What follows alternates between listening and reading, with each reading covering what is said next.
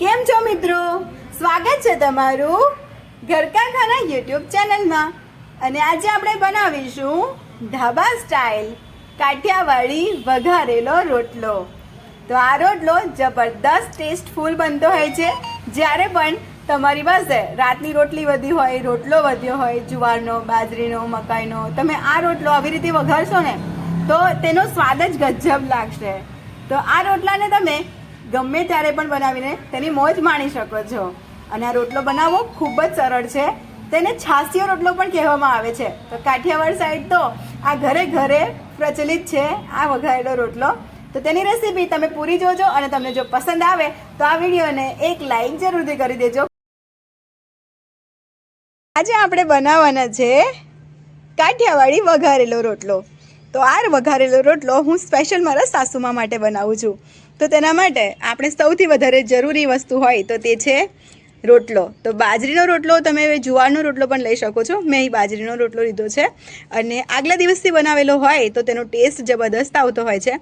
તો મેં આગલા દિવસથી બનાવેલા એટલે કે નાના નાના 2 બાજરીના રોટલા લીધા છે.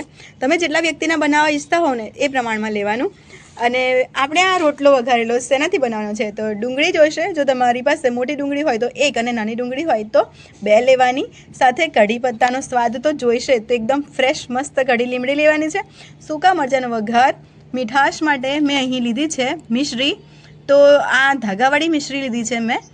અને તમારી પાસે જો મિશ્રી ના હોય તો તમે ગોળ કાં તો ખાંડ ઉમેરી શકો છો.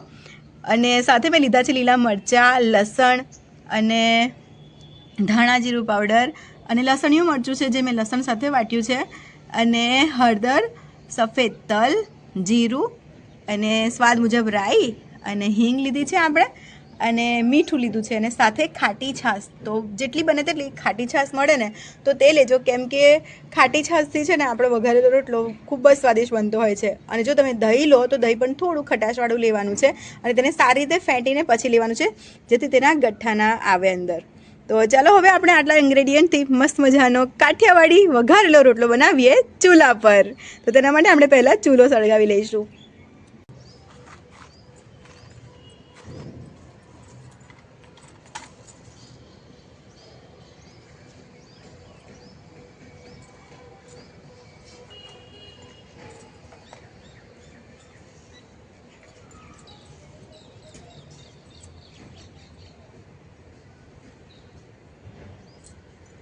હવે આપણે માટીની હાંડીને ચૂલા પર મૂકી દઈશું.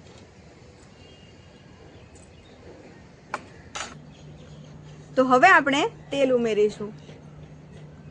તો તેલ તમને જેટલું જોઈતું હોય, જેટલું ગમતું હોય એ પ્રમાણમાં તમે ઉમેરી શકો છો.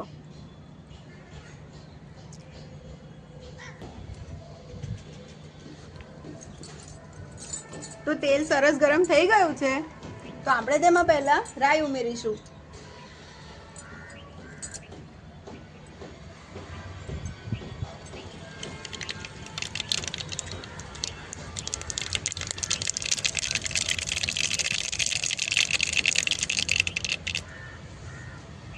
અને રાઈ સરસ સતળી જાય એટલે પછી તેમાં આપણે જીરું ઉમેરીશું.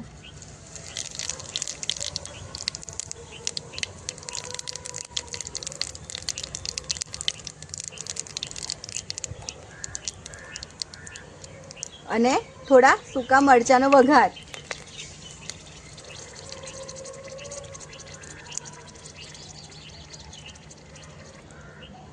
અને સરસ સૂકા મરચાં સરસ રીતે સંતળાઈ જાય એટલે તેમાં આપણે લસણ અને લીલા મરચાં ઉમેરીશું. અને ડુંગળી પણ.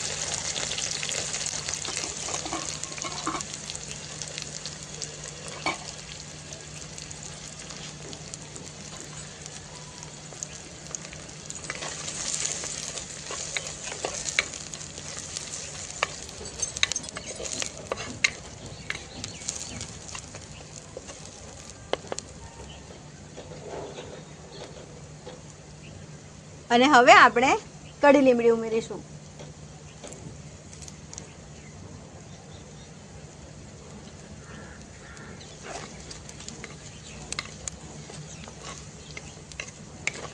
તો મિત્રો, મીઠો લીમડો ઉમેરવાથી આ વઘારેલા રોટલાનો સ્વાદ બમણો થઈ જશે. તો મીઠો લીમડો તમે જરૂરથી ઉમેરજો.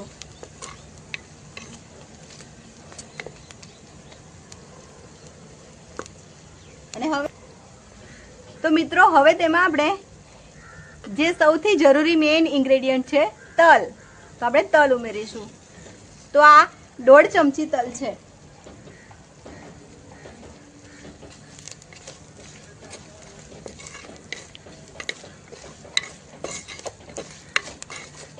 તો મિત્રો આપણી ડુંગળી, તલ, કડી લીમડી બધું સરસ રીતે સંતરાઈ ચૂક્યું છે. જુઓ એકદમ ગોલ્ડન બ્રાઉન, લસણ ને બધું જ. તો હવે આપણે તેમાં સૂકા મસાલા ઉમેરીશું. તો આ લસણિયું મરચું છે અને હળદર તે આપણે ઉમેરીશું. તમારી પાસે લસણિયું મરચું ના હોય તો લસણ અને મરચુંને સાથે ખાંડી લેવાનું અને તે ઉમેરવાનું. તેનો સ્વાદ જબરદસ્ત લાગશે, કાઠિયાવાડી જેવો જ લાગશે. મીન્સ કાઠિયાવાડી હોટલમાં હોય ને તેવો જ. અને આ છે ધાણા જીરું પાવડર. તો 1 ટેબલ સ્પૂન ધાણા જીરું પાવડર ઉમેર્યો છે. અને આપણે હવે સ્વાદ મુજબ મીઠું ઉમેરીશું.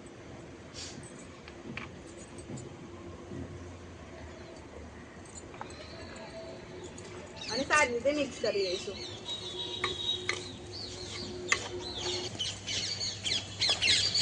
તો હવે આપણે મસાલા સરસ બધા શેકાઈ ચૂક્યા છે. તો ખાટી છાશ ઉમેરીશું.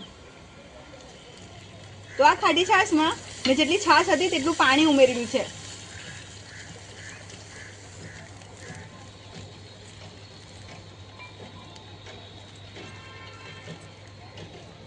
અને આ છે ધાગાવાળી મિશ્રી, જે દોરા આવે, દોરાવાળી મિશ્રી જે કેમિકલ ફ્રી હોય તે આપણે ઉમેરીશું. તમે ગોળ કાં તો ખાંડ પણ ઉમેરી શકો છો. અને આને આપણે સતત હલાવવાનું છે જેથી ફાટી ના જાય, છાશ આપણી ફાટે નહીં.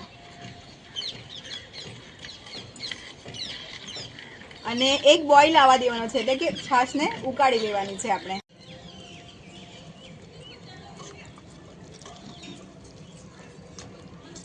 તો મિત્રો આપણે સરસ રીતે વઘારને ઉકાળી લીધો છે, છાશને સારી રીતે ઉકાળી લીધી છે. અને તેલ જુઓ છૂટું પડી ગયું છે.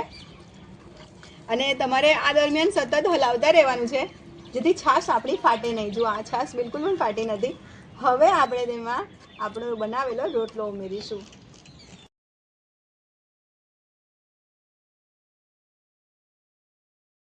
તો તમને જેવા ગમતા હોય, મોટા નાના એવા ટુકડા તમે ઉમેરી શકો છો.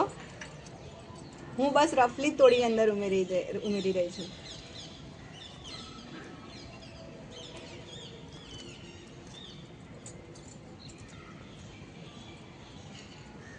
તો મિત્રો બને તેટલું તમારે એવું ધ્યાન રાખવાનું, જો આગલા દિવસના રોટલા હશે ને તો આ વઘારેલો રોટલો વધારે સ્વાદ આપશે, કંઈક અલગ જ સ્વાદ આપશે, ખૂબ જ સરસ. તો બને તો આગલા દિવસથી જે બનેલો રોટલો હોય ને કાં તો બનાવી લેવાનો અને પછી વઘારીને ખાશો ને, કાં તો તમે આ રીતે રોટલી પણ વઘારીને ખાશો ને તો પણ ખૂબ જ સરસ લાગશે. હવે આપણે સરસ સારી રીતે મિક્સ કરીશું.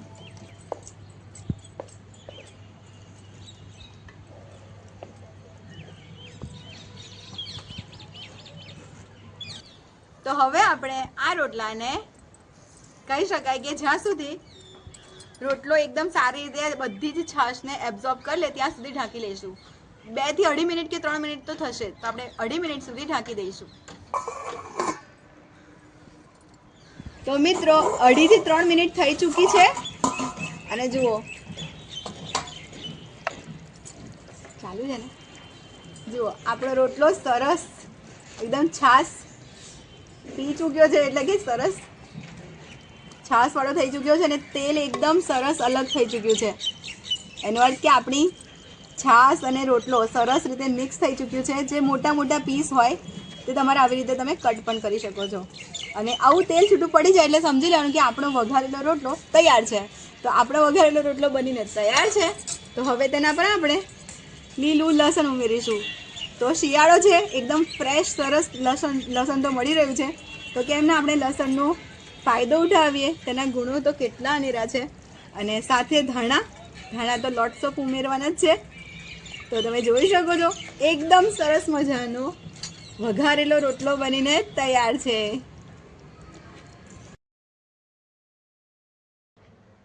તો મિત્રો ચાલો હવે આપણે રોટલાને સર્વ કરી લઈએ અને પછી સાસુ મને ટેસ્ટ કરાવીએ, કેમ કે એમનો ફેવરેટ છે કે કેવો બન્યો ચૂલા પર.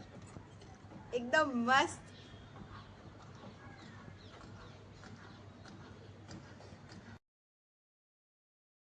તો ગરમા ગરમ વઘારેલો રોટલો બનીને તૈયાર છે.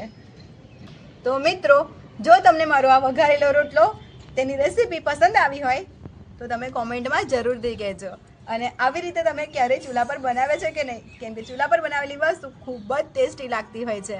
તો તમે પણ બનાવો અને મને કોમેન્ટમાં જણાવો કે તમે જ્યારે બનાવ્યો તો ક્યારે કેવો ટેસ્ટી લાગ્યો. તો ફ્રેન્ડ્સ, આપણે હવે રોટલો લઈ જઈશું સાસુમા પાસે અને એમને ટેસ્ટ કરાવીશું. ચાલો આપણે હવે સાસુમા પાસે લઈ જઈએ અને ટેસ્ટ કરાવીએ. તો મિત્રો, બની ગયો છે કાઠિયાવાડી રોટલો, તે પણ મમ્મી માટે. અને હવે હું મમ્મીને ટેસ્ટ કરાવીશ. મમ્મી, તમારો ફેવરેટ કાઠિયાવાડી વઘારેલો રોટલો બનીને તૈયાર છે. કેવો લાગ્યો? તો પછી આખો હવે તમારે બધો જ ખાવો પડશે. તો મિત્રો, તમને મારો આ કાઠિયાવાડી વઘારેલો રોટલોની રેસીપી કેવી લાગી એ કોમેન્ટમાં મને જરૂરથી જણાવજો. અને મમ્મી માટે બનાવ્યો તો મમ્મી તો આજે ખુશ થઈ જવાના છે. જો તમને મારી આ રેસીપી પસંદ આવી હોય તો ચેનલને સબસ્ક્રાઇબ કરવાનું બિલકુલ ના ભૂલતા, કેમ કે હું મસ્ત મજાના આવા જ વિડીયો, સરસ મજાના દેશી ચૂલા પર બનાવેલા લઈને આવવાની છું. અને હા, વિડીયોને લાઈક કરી દેજો. કોમેન્ટમાં કહેજો તમે ક્યાંથી આ વિડીયો જોઈ રહ્યા છો. મને ખૂબ જ પસંદ આવશે જ્યારે ખબર પડશે કે તમે ક્યાંથી મારો વિડીયો જોઈ રહ્યા છો. તો ફરીથી મળીશું એક મસ્ત મજાની રેસીપી સાથે. ત્યાં સુધી તમારું ધ્યાન રાખજો. વિડીયોને લાઈક, કોમેન્ટ, સબસ્ક્રાઇબ કરતા જજો. Love you all.